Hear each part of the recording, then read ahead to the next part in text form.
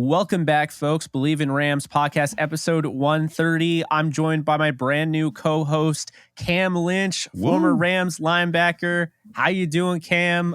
Welcome back in, and I'm glad to call you my new co-host, man.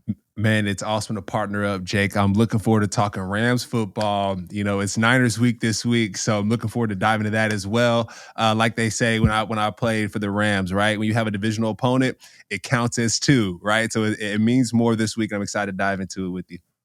Absolutely, and you said it best. It's Niners week. I feel like just those two words together are just synonymous to just complete chaos for both fan bases. But before we get into it, I'm going to ask if you guys are wherever you're watching, whether this is YouTube or you're just listening to the show via any of the podcast platforms or on the Bleav.com website, be sure to hit subscribe. Be sure to like on YouTube, rate the podcast if you have it on Apple Podcasts or wherever you get your podcasts. And, be sure to leave a comment. Let us know if you have any questions or anything like that. Happy to answer them next time around. But let's get into it. We're going to start this thing off with a little bit of a new segment here. It should be relatively quick, but it's called The Burning Question. And Cam, I didn't, spend too much time coming up with this, but it's just, kind of a fire starter to get going. And, basically, how much weight do you put on this game regarding the trade deadline? Do you think the Rams winning or losing this game really changes their approach into the deadline, or, not really? I don't think so, right? I think we talked about on the last episode 129. If you haven't seen it yet, go check it out. We talked about finding that edge rusher or offensive lineman, right, to shore everything up. I know the Rams have been trading a lot of guys in and out, and then also too to help Aaron Donald out on the defensive side. Having that pressure, having that edge rusher would be really nice. So the Rams are 3-3 right now. They're 500. So regardless of the outcome of this game, if they want to see themselves in the playoffs and going far, I think we need an edge rusher to cause some havoc, as you said. I absolutely agree. And I think regardless of this game, how it goes, they win, they're 4-3. I said, kind of joked off air, they'd be like 1-0, like the season just restarted essentially. Mm-hmm. But if they lose, they're 3-4, and that's not the end of the world either. They also haven't been great coming off the bye week with Sean McVay to start. They have won games, but they've been a little bit more lackluster. I kind of expect a different approach. We're going to get into it now. So with the Rams offense, they're 25th in DVOA. I don't think if you told anybody that coming into the season, they would have said you're crazy that was going to happen.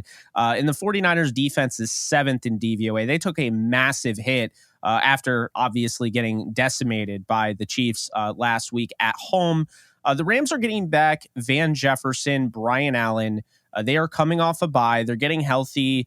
The offensive line expected, Cam, it sounds like it's going to be Alaric Jackson at left tackle, who they're kind of hoping they have the future there at left tackle. Kind of crazy how this business works. I don't have to tell you because they signed, Noteboom in the offseason to be that guy. He goes down, and now, they're looking at potential UDFA at Iowa. At left guard, you have Bobby Evans or Matt Skura. Hasn't really been determined yet.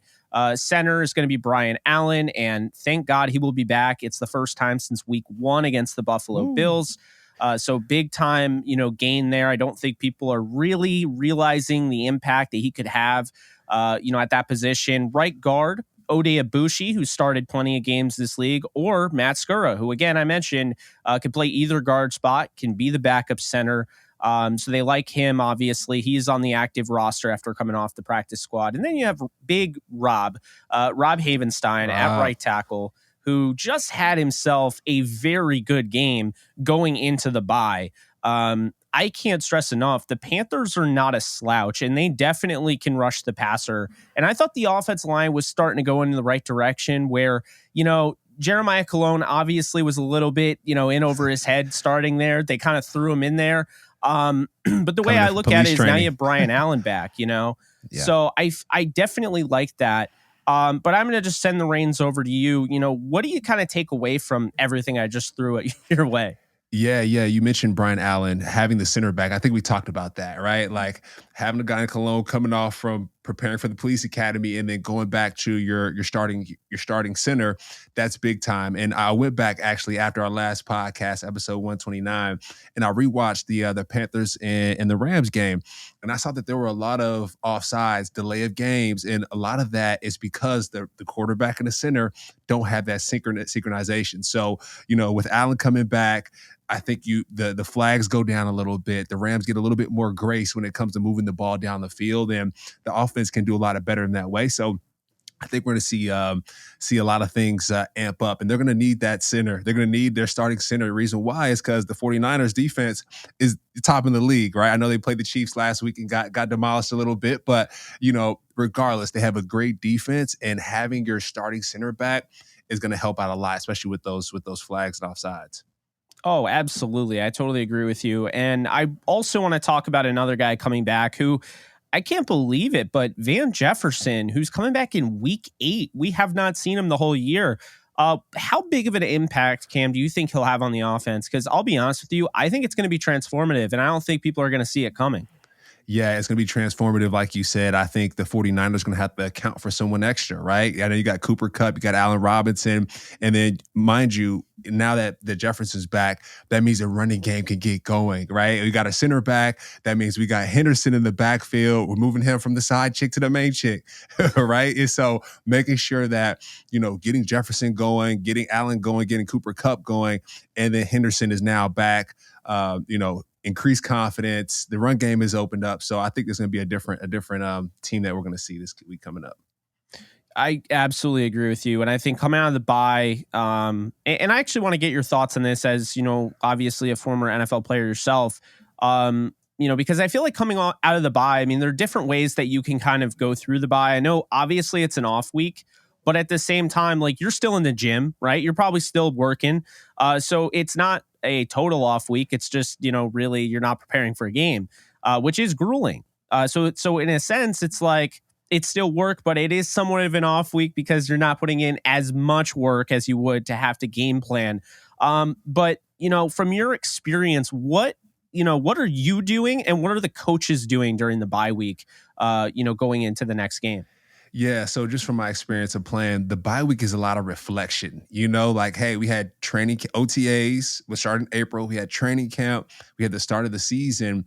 And so now let's just reflect. Let's recover, reflect, recover. Those 2 R's are crucial for the bye week. And then also, too, one big thing is tackling. One thing we work on as a defense, we work on tackling during the bye week because that tends to slip as the season progresses. And so coaches really emphasize tackling and blocking, just the fundamentals, getting back to the basics. And then also as well, right, in the front office of the Rams, they're reflecting as well, saying, hey, what we have here, is it the proper fit? Should we change things up a little bit? And so that bye week, you mentioned it earlier, the Rams don't really do a great job of coming out of bye week. And, a lot of times it's a lot of rest and recovery going on, but, doing the best to stay in shape as well. That's another thing, right? Keeping the cardio up, keeping the weight training up, but that rest and recovery and reflection, those things are key for a bye week. Now, and you obviously, like, you played under Sean McVay. What was it like coming out of one of the bye weeks with the Rams? Like, say maybe versus Tampa, are they kind of the same or are they a little bit different? Yeah, they're a little bit different, right? Everyone runs things a little bit differently. Sean McVay, one thing that I remember about him is he does a great job of painting the picture. He does a great job of painting a picture with his words. And so, for an example, we're in meetings, he'll visualize, hey, guys, next week's against the 49ers, we're going to lock down George Kittle. He's not going to have more than 5 passes for less than 50 yards. We're going to lock down Christian McCaffrey. And he's putting this into your mind during some of the meetings. So you have a week and a half to really lock that in, let it seep in, and go and execute the next day. And so I've seen it come to fruition. Some of those things that he talked to us about during the bye weeks, it's like, oh, wow, he talked about that last week and it happened on the field. Aaron Donald about to have 3 sacks, for a game. And so that's one thing I really appreciate about Sean McVay is he's speaking life into his players and really getting their mental ready to go for that next week. Yeah, I definitely like that. I like getting your perspective on that because obviously I can't add that. So that's a huge dynamic you bring to the show, man. Let's go. So, kind of looking at it last week, they gave up 529 yards total offense to the Chiefs. They are the Chiefs.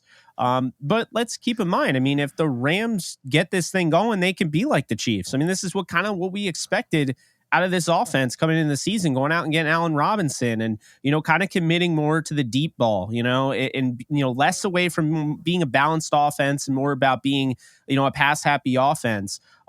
So, whether they get to that point remains to be seen, but it's not out of the realm of possibility that maybe this is the week where they come off the bye and just everything clicks, but it's also not out of the realm of possibility it takes a little bit longer.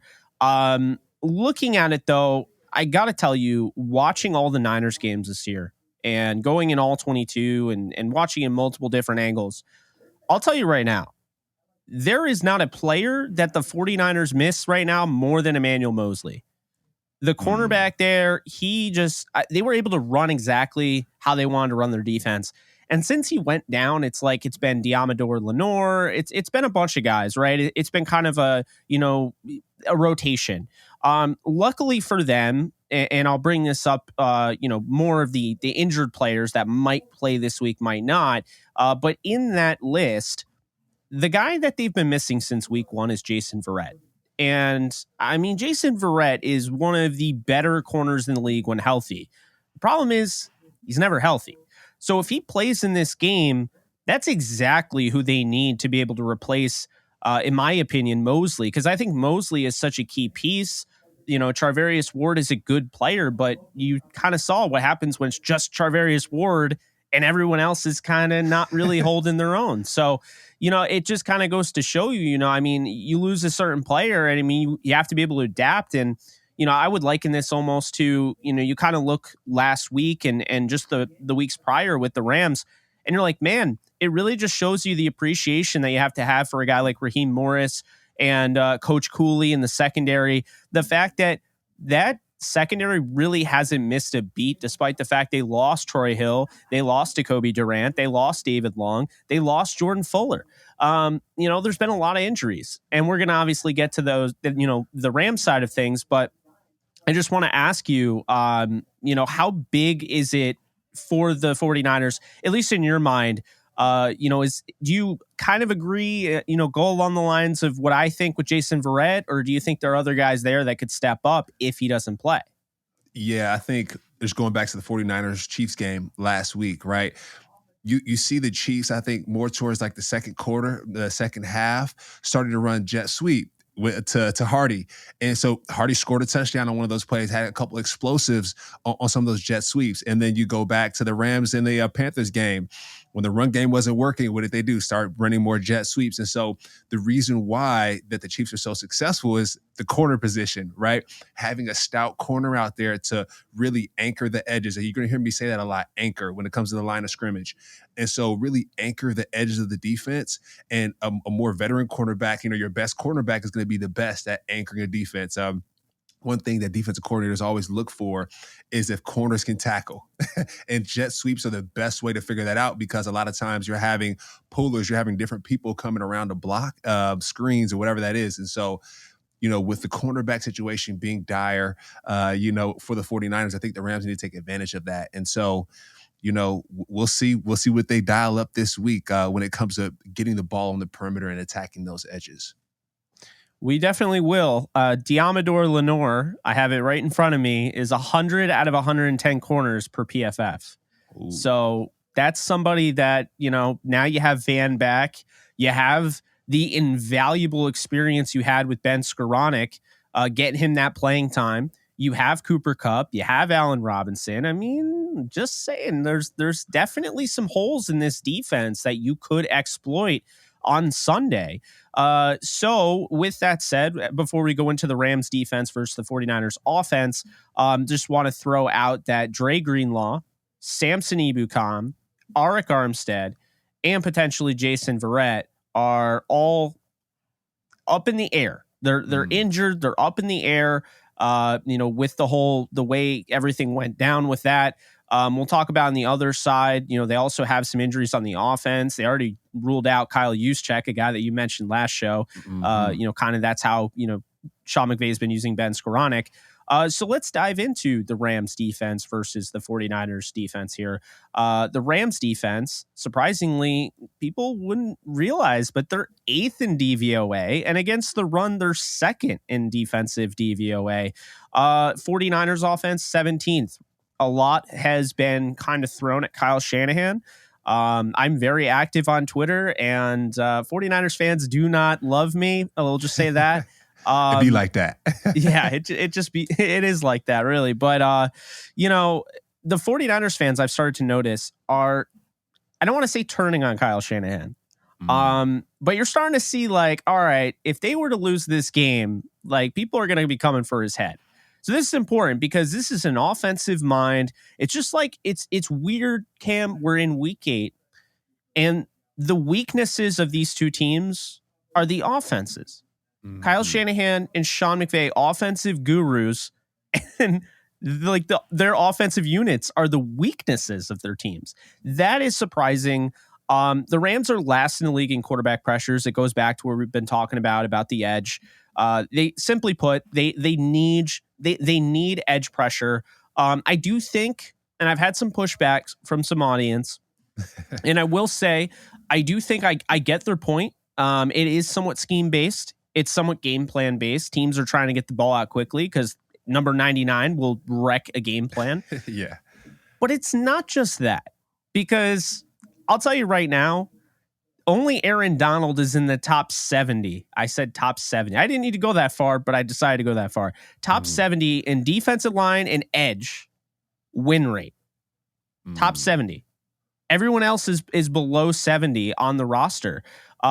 What I got to give props to my guy, Justin Hollins. He is not the pass rusher that, maybe you look for. He's not Von Miller, but I can't let it go because obviously how important it is to set the edge. And what he has done this year, he is top 10 in run defense this year. So he has been outstanding against the run, and he is important.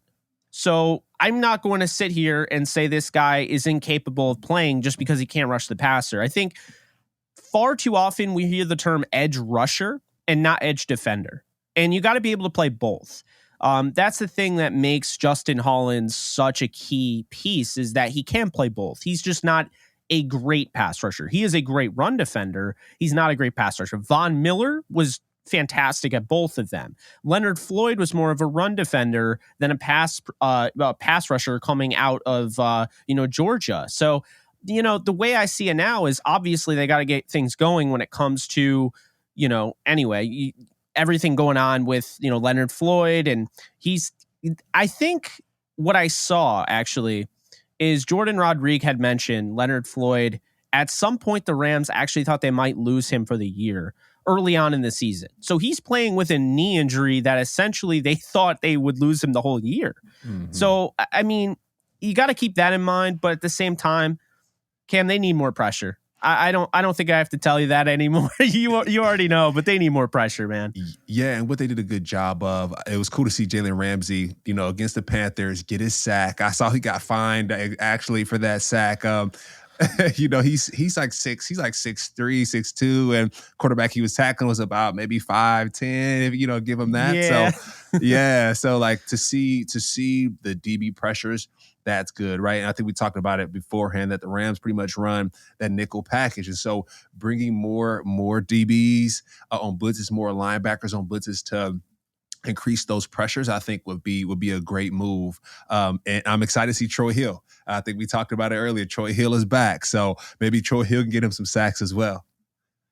Yeah, I think they got to keep doing that. I mean, it's kind of thrown them off, right? I mean, they get one on Cooper Rush, and it's like, hey, I mean, if we're not getting pressure, there's not a guy on the sideline we can just take off the sideline who's automatically going to get pressure that we're not getting with the starters. So, I mean, at that point, it kind of, it tips your hand a little bit, and you're like, all right, well, maybe I do have to get Jalen Ramsey going and have him rushing the passer and doing whatever I can. I remember when Greg Williams was with the Rams, defensive coordinator, he blitzed so much to the point where fans were like, all right, dude, you got to calm down with that. Wade Phillips blitzed a lot, Yep. So I think the Rams, if I'm not mistaken, Cam, I saw today they're second in blitzes this year. That is Raheem Morris recognizing he's not getting enough pressure from, a regular 4-man rush and trying to alleviate the pain and trying to go after the quarterback and trying to make things easier on his defense. And I appreciate that. I think he's done a stellar job. I do not think he'll be back next year. I think he's going to be a head coach. I think he's way too good. And all things considered, Cam, they're last in the league in pressures and they're 8th in DVOA. They're second against the run. And they have to do that against the 49ers. They only let up 17 points against the Niners in the last game that we saw. Getting Troy Hill back, Jacoby Durant, potentially Bobby Brown, I think is a huge plus. I want to ask you, what are your thoughts? So, because obviously Donald is just irreplaceable. He's great, all that. Greg Gaines was dealing with a little bit of an injury, so I got to give a shout out to my man, fellow UDFA, in your own right. Cincinnati's Marquise Copeland. I think he's been playing some fantastic football, and he did actually get about 24 snaps in that game. Gaines was kind of, dealing with a shoulder, but I'm kind of excited we'll see if they actually use him. But Bobby Brown, the third, their 4th round pick, that's a guy, he got suspended, and I feel like people kind of forgot about him. The Rams didn't, though. I think there's a chance that this guy could play, and he could make an impact. I mean, I'm pretty high on the guy. What are your thoughts on him? Yeah, no, I think he's going to step in and do a great job. We talked about the run game, stopping the run game. Christian McCaffrey's back there, y'all, right? Like the Rams just played the Panthers 2 weeks ago. And what did Christian McCaffrey do? He went off. He got on the edges of the defense. He was running inside. If you watched the Chiefs and the 49ers game last week, I mean, my man was running the football like he was possessed. It's you could feel the energy, coming from the screen and hearing the crowd. They have a good set of running backs at the 49ers. So what you want Brown to do is to come in, plug up some of those holes, right? Him and Aaron Donald anchoring that defensive line, that's going to be crucial, especially it's 49ers week, right? So like I said before, man, we used to play, our coach used to tell us, hey, add a double chin strap because it's 49ers week, divisional game. Christian McCaffrey's coming back in the house. So they're probably watching the film like, hey, guys, he's with the Panthers that week. He's with the 49ers this week.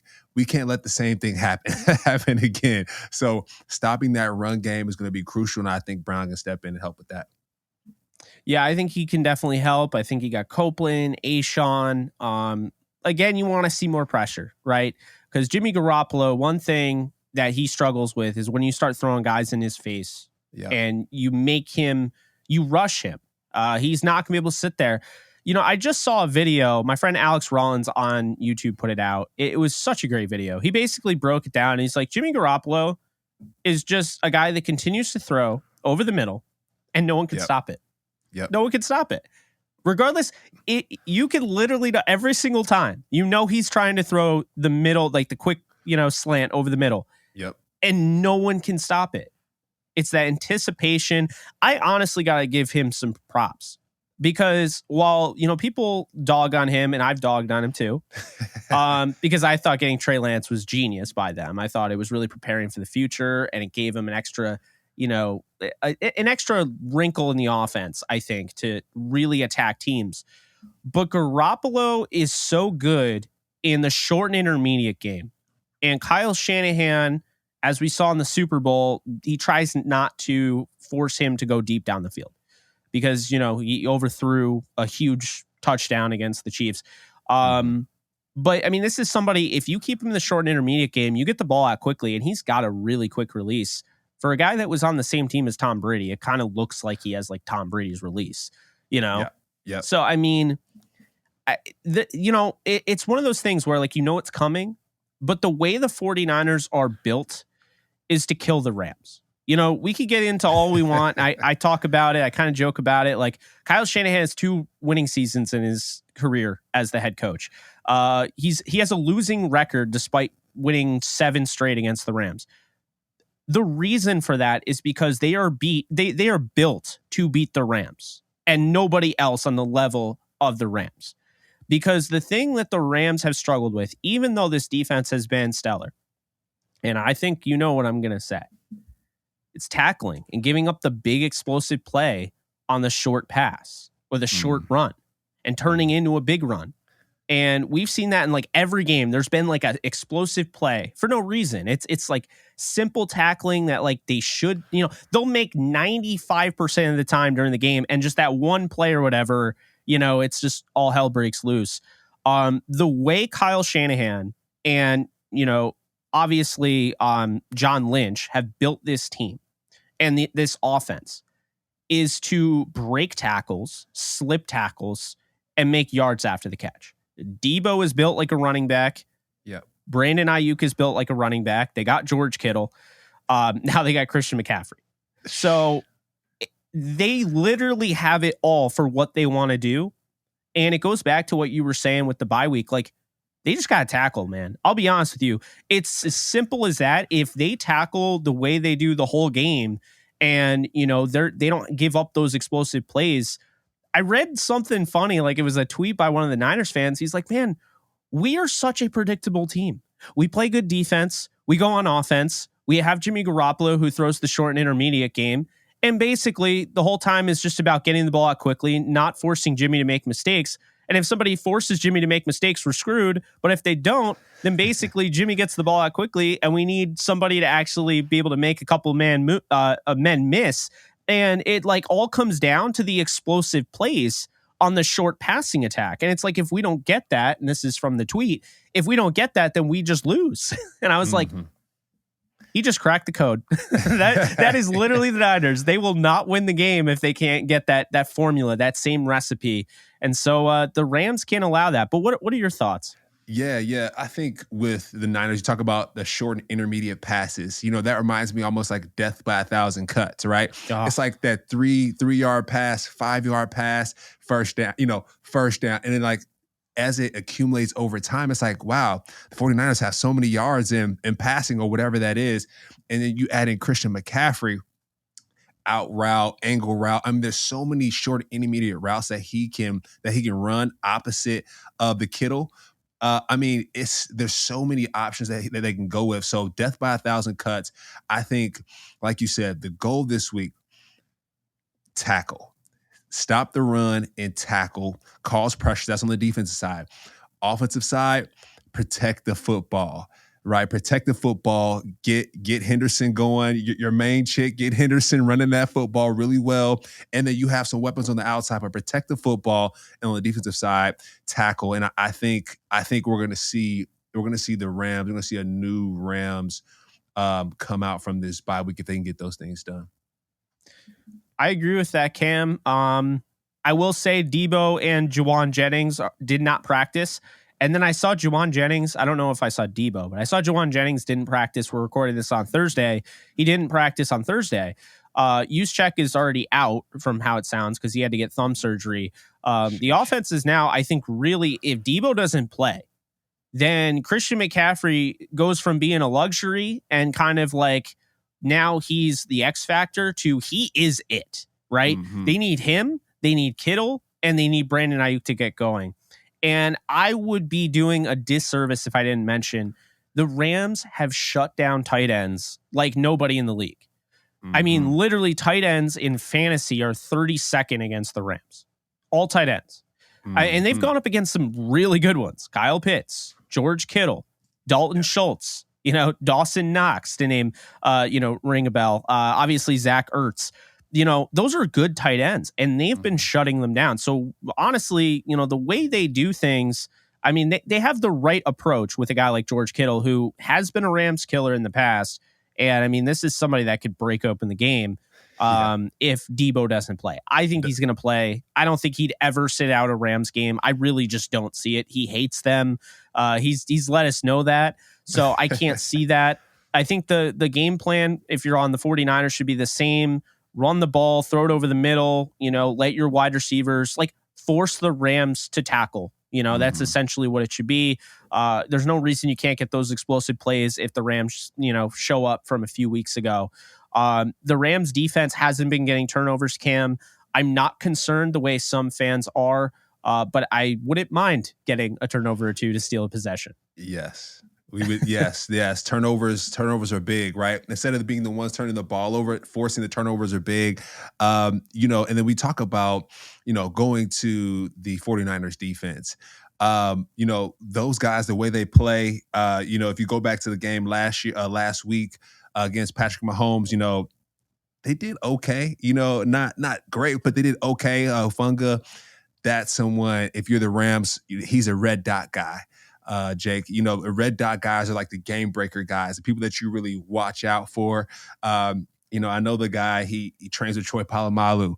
So for Matthew Stafford, he looks like Troy Polamalu. He plays like, it's kind of insane to watch now in our generation. So keep an eye on that young man there. If I'm Matthew Stafford, protect that football, make sure that he doesn't get around it at all, because he can either take the ball back and score, intercept it, force a fumble.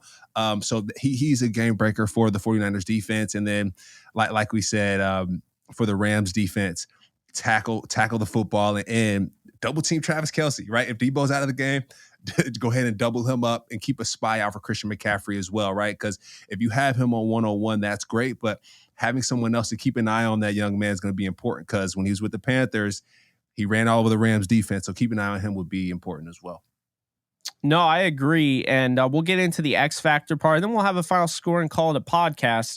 So the X Factor on each side, I got Van Jefferson on the Rams offense. I think him coming back, first off, you have that field stretcher. And I actually want to get your thoughts on, what does it mean to have a field stretcher or, a deep threat when you're playing on defense? You have to respect that, right? Like, that's not just like a talking point on ESPN when you're talking about a team. Like, you actually have to respect that as a defense. Yes, as a defense, as you talked about Greg Williams, right? So when I was at the Rams, Greg Williams always used to tell our coach, our DBs, back the heck up. If you have a good receiver who can stretch that field, back the heck up. And I'm saying heck right now, but I'm sure you know what he probably said in that locker room.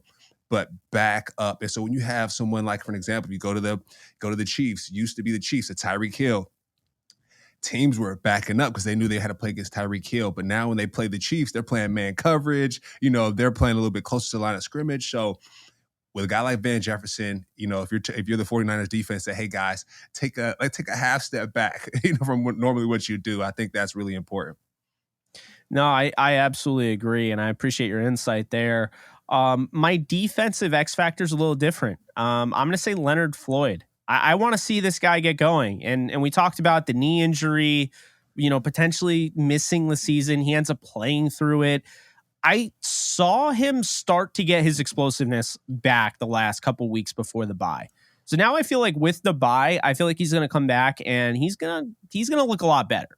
I think this is like a clean slate for him and the Rams for that matter, because they're 3-3. So it's like being 0-0 coming out of the bye. But essentially, I feel like Leonard Floyd has to get going. I feel like he will be an X factor because if you have Aaron Donald obviously rushing the passer and, you're putting Jimmy Garoppolo in harm's way and Leonard Floyd is also getting the pressure, I think that can really just absolutely damage their game plan.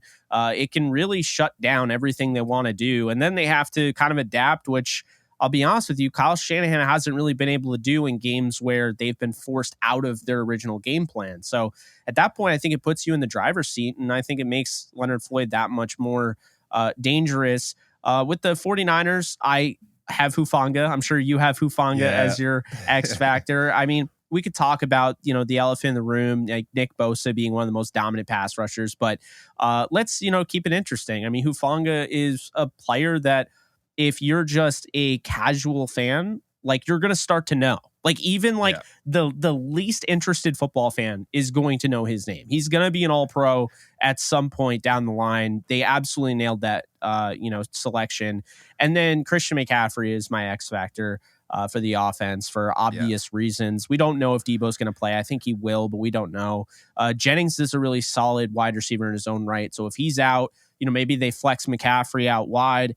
I wouldn't be surprised. I mean, Kyle Shanahan going up against Sean McVay it's like a little bit ego versus ego. Like, I'm better than you type deal. You're trying to one up your friend in Madden or whatever.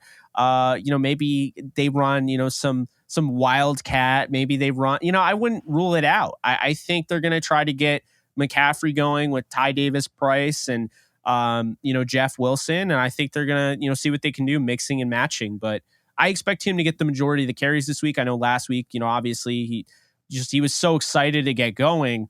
But he didn't have like a full week of practice. So it was kind of like they threw him in there. This week now he has a full week to prepare. They should have more of a true like concrete game plan for him, I would say. Yeah. And I want to go back to your point for the X factors for the 49ers really quick. You talked about Hufanga. It's funny because we were watching him on TV, me and my partner, and she's like, "Oh, his hair looks great." This is, mind you, after he's taken a football into the end zone, high stepping. So, like you said, he's my X factor as well. I mean, the guy makes plays. He's all around the field. So, and he has great hair, right? Head and Shoulders is probably coming this way soon. I was going to say that. Yeah, Head and Shoulders, they have a great sponsorship opportunity in that. And then my X factor on the offensive side, I'm going to go Ayuk. I'm going to go Ayuk, number 11 there for the 49ers. He showed up last week. In a big way. I know he had a few drops under some contested passes, but he showed up last week, and I think he's feeling it, right? They got the Christian McCaffrey in the back for the guy Kittle. I think he's feeling it. So I'm going to say he's going to be my X factor for the 49ers offense. Any thoughts on that before I go to the Rams? I like that. I mean, I want to see it from a football fan perspective, right? This is the Rams hat off, right?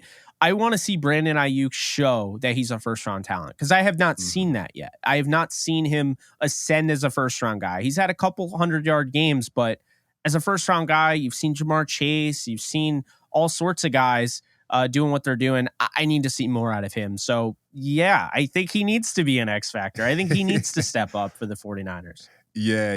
And, for the Rams fans out there, right? I mean, we the show love to the 49ers as well, right? Give a fair assessment. But if you're a Rams fan, the people that we just talked about, those are the folks that the Rams defense, they need to lock down, right? And then I'm going to go on the Rams side. I'm going to go for the Rams offense. I'm going to go Henderson, right? I know last week we were like, hey, he was treated as a side chick. Let's make him a main chick. Keep him. I'm going to call him Mr. Consistency. At the end of the day, he's super consistent. So let's make sure that he gets the ball out of the backfield. He's getting passes. And like you said, his pass blocking last week, his pass blocking is excellent. And so making sure that we're utilizing him in every way possible. And then on the defensive side, I'm going to go my guy, Troy Hill. I mean, getting him back, you'll see how many tackles this guy makes in a game. I mean, I feel like every time I'm watching a game, I might be a little biased because I came in with Troy Hill to the Rams, but his name is being called a lot. I don't know if that's a good thing, right? If a defensive back is making a lot of tackles because the ball is kind of behind the line of scrimmage, but Troy Hill is a playmaker. He's an undrafted guy. And so to see him excel in the league has been a true treat. So I'm going to call him as our X factor for the Rams defense and Henderson for our offense. Well, I love both of those players, and I was actually very elated when the Rams went out and they reacquired Troy Hill because it sounded like he didn't really want to go to the Browns. Like it wasn't really the money. It was like he was really on the fence. And, he was able to kind of rectify that. The Browns gave him an opportunity to go back home or not actually. He's actually from Cleveland. But go back to LA and, he fit in so naturally. And this coaching staff loves him. He had a pick against Josh Allen. It was a beautiful interception. And this is somebody that gives you that pick six, the danger. You throw anywhere near him and you're like, this guy had a few, huge plays in 2020. Especially I remember one against Seattle where he took it to the house. So, at all times, I mean, and I think with him back, it makes Ramsey better and it gives him more room to kind of roam a little bit. They've kind of had to keep him, how they use Jalen Ramsey. They haven't been able to really use him as like the star with all those guys out. So I think Troy Hill kind of changes the game there. So the way I have it for the final score projection, as we wrap this thing up, I have 27-24 Rams. I know it sounds like, okay, you're just picking the Rams, whatever. I really do think they're going to win this game, Cam. I don't think this isn't like me being a homer. They're the more talented team. It's just a matter, are they going to be able to withstand the fact that this team that they're going up against is just clearly built to beat them, right? All the weaknesses are there. Well, you got to transcend that. And I look at the Rams, and they almost beat this Niners team. They were in that game. They had every opportunity. They still threw for like 300 yards with Stafford, despite the fact that, I mean, let's be honest here, they had a really hard time, getting the ball out and everything with the offensive line. Stafford got sacked 8 times. So the way I see it is this. The Rams offense has not shown us what we expect, and they still were in that game. So if the Rams defense comes out of the bye, the one that we saw before the bye, then they're going to be in this game. That's the first thing. And the second thing is, if the Rams offense is any better than we saw coming into the bye, Rams are going to win this football game. I think they're going to be a lot better. And I think you're going to see more of a diversified approach. I bet you anything during the bye, Stafford went through the tape and he's like, you know what? I have been kind of leaning too much on Cooper Kupp. Let's see if I can kind of diversify, the targets and spread it out. And I think the main reason he's going to be able to do that is because Van Jefferson is going to open up the offense, open up a car door, and they're just going to, slide right into, the driver's seat. They're going to step on the gas and they're going to win this game. Yep. I like that. I like that a lot. So your prediction was that I'm gonna go 21-24 Rams. Of course, win by 3. And like you mentioned it, the Rams after this bye week, they have a time to reflect, right? Protect the football, run the football, right? Tackle. So I think we're gonna see a lot of those things this weekend coming up.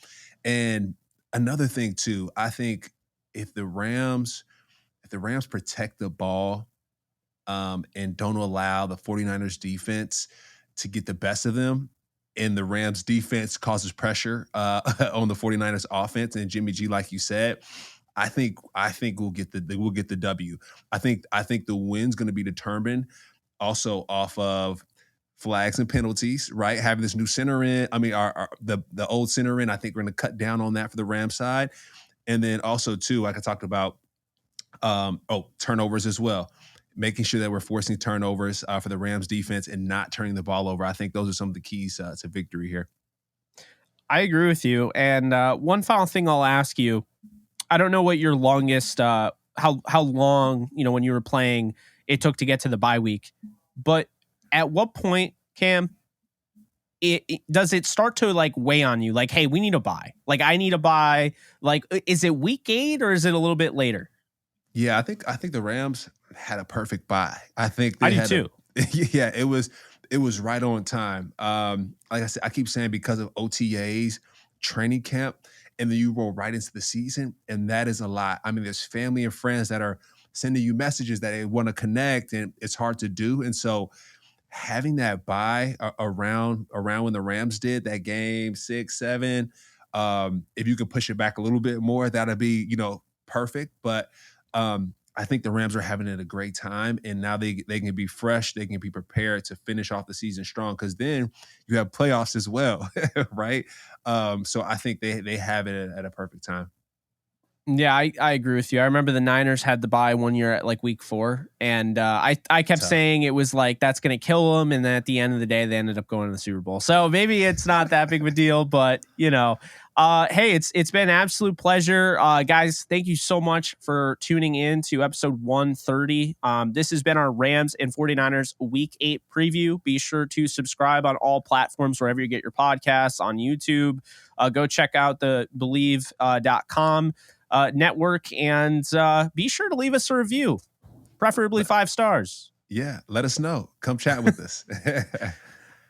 All right, so that's going to do it. I'm Jake Ellenbogen. He is Cameron Lynch, and you have watched the Bleav in Rams podcast. Take care, folks. Later.